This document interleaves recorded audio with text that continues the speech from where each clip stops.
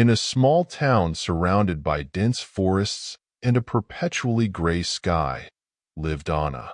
From the outside, she looked like an ordinary woman, with her dark hair and her gaze lost in the horizon. However, inside her, a dark abyss grew day by day. No one in town knew exactly when Anna's depression began. Some said she had always been this way, ever since she was a lonely child who preferred the company of books to that of other children. Others speculated about some deep trauma, an early loss, or a hidden traumatic event in her past. But no one dared to ask, and Anna never talked about it. The nights were the worst for Anna. In the darkness of her small house, whispers seemed to fill every corner. Indistinguishable voices told her it wasn't worth it, that the pain would never go away. She often found herself lost in mental mazes, reliving blurred moments or facing shadows only she could see. Her only real companion was her cat, Momo, a small, black animal who seemed to have a quiet wisdom in her eyes. Momo would curl up next to her on the darkest nights, as if she knew that his presence was a balm against the shadows that lurked in Anna's mind. One day, a stranger arrived in town. He was a renowned psychologist who had heard about Anna and her enigmatic depression. He decided to visit her, not as a doctor, but as someone interested in the complexity of the human soul. Anna, at first reluctant, finally agreed to talk to him. Sitting in the living room, the psychologist asked her gentle questions, without judgment or pressure. Anna slowly began to open up, as if the words had been chained for a long time and finally found a way out.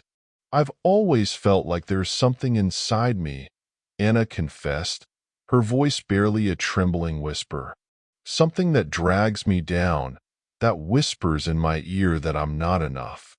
The psychologist nodded with understanding. "Sometimes, the demons we can't see are the most powerful."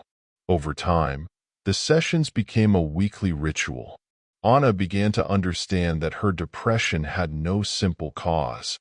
It was an amalgam of old hurts, unresolved fears, and a sense of disconnection from the world around her. But in talking about it, Anna found a kind of release. She was no longer alone in her pain.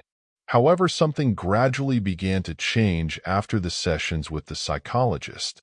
As Anna went deeper into the depths of her own mind, the whispers that tormented her took on a new and disturbing intensity.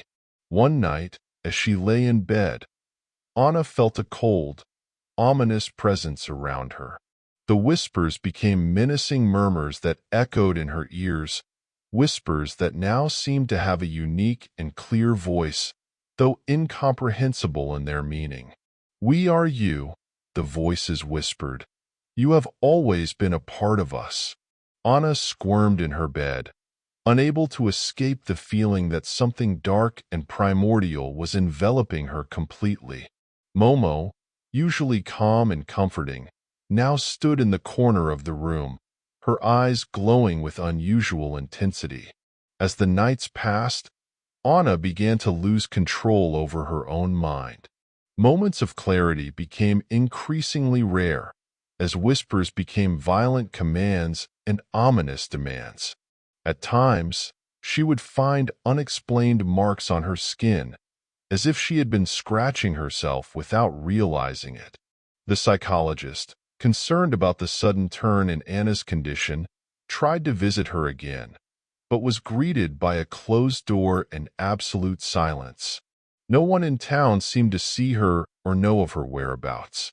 Anna had withdrawn into her own mind, trapped in a downward spiral of paranoia and fear. One night, when the moon was full and the wind was howling through the trees of the surrounding forest, the villagers heard a piercing scream that seemed to tear through the silence of the night. They ran to Anna's house and found the door ajar. Inside, they discovered a macabre and terrifying scene. Anna's body lay on the floor, surrounded by strange symbols traced in blood. Her face was contorted in an expression of utter terror, as if she had seen something she could not comprehend. Momo sat beside her, her fur bristling and her eyes fixed on the darkness of the room. No one ever knew what In had seen or experienced in her final hours. Some whispered that the demons that tormented her had finally consumed her completely. Others said she had discovered a truth too horrifying to bear. But all agreed on one thing, and had found her peace in a way no one could have predicted, in the coldness of the night and the eternal darkness that now embraced her forever.